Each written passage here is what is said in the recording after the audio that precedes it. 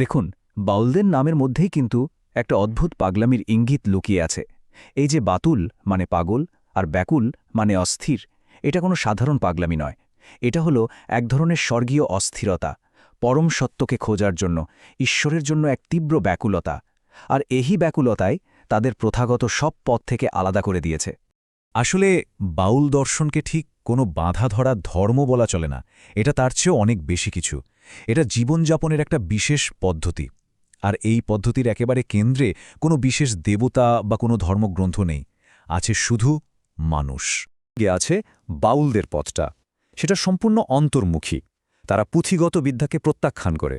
তাদের কাছে আসল মন্দির হল এই মানবদেহ, আর সবচেয়ে বড় উপাসনা হল নিজের ভেতরের অনুভূতিকে জানা।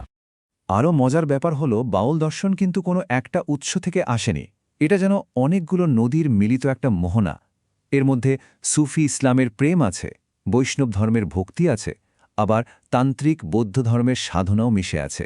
মানে বিভিন্ন আধ্যাত্মিক ধারা থেকে সেরা জিনিসগুলো নিয়ে তারা নিজেদের একটা সহজ সুন্দর পথ তৈরি করে নিয়েছে। বাউল দর্শনের মূল কথাটা কি, সেটা লালন ফকিরের এই একটা লাইনেই স্পষ্ট। তিনি বলছেন, পুঁথিগত জ্ঞান বা শাস্ত্রীয় বিধান আসলে মেঘের মতো, এটা আসল সত্যের সূর্যকে আড়াল করে রাখে। সেই সূর্যের আলো পেতে হলে বইয়ের পাতায় মুখ গুজে থাকলে চলবে না, ডুব দিতে হবে নিজের অন্দরে। তো প্রশ্ন হল, শাস্ত্র যদি না মানে, আচার অনুষ্ঠান যদি না থাকে, তাহলে বাউলদের মূল সাধনাটা ঠিক কি? তাদের সাধনা হল নিজের ভেতরেই সেই পরম সত্তাকে খুঁজে বের করা, আর তাকেই তারা খুব ভালোবেসে ডাকে মনের মানুষ। এই মনের মানুষ কিন্তু বাইরে থেকে আসা কোনো ঈশ্বর নন। বাউলরা বিশ্বাস করে প্রতিটা মানুষের আত্মার মধ্যেই এই ঐশ্বরিক সত্তা বাস করে। তাদের সারা জীবনের সাধনা, তাদের গান, তাদের দর্শন, সবকিছুর একটাই লক্ষ্য, এই ভেতরের মানুষটার সঙ্গে একাত্ম হয়ে যাওয়া। আর এই মনের মানুষকে খোঁজার যাত্রাপথটা হল মানবদেহ। তাদের এই সাধনা পরিচিত দেহতত্ত্ব নামে। এই দর্শন অনুযায়ী যা আছে বিশ্বব্রহ্মাণ্ডে তাই আছে এই দেহভাণ্ডে।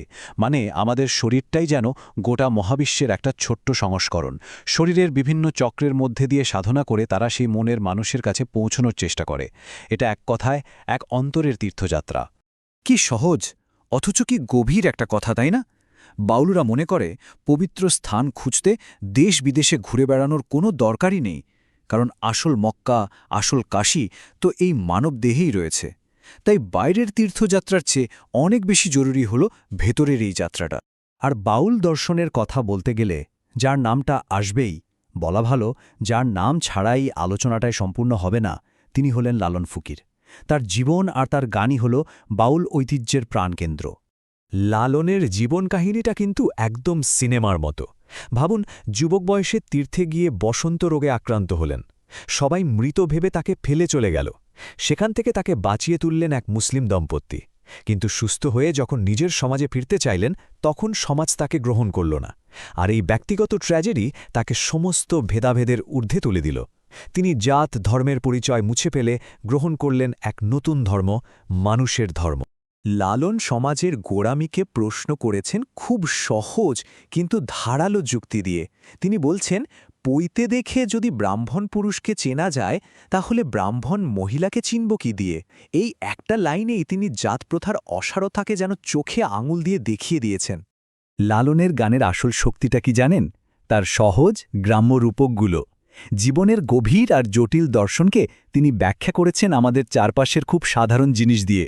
কখনো দেহকে বলছেন খাঁচা আর আত্মাকে অচিন পাখি, কখনো বা ভালোবাসাকে বলছেন কাঁঠালের আঠার মতো।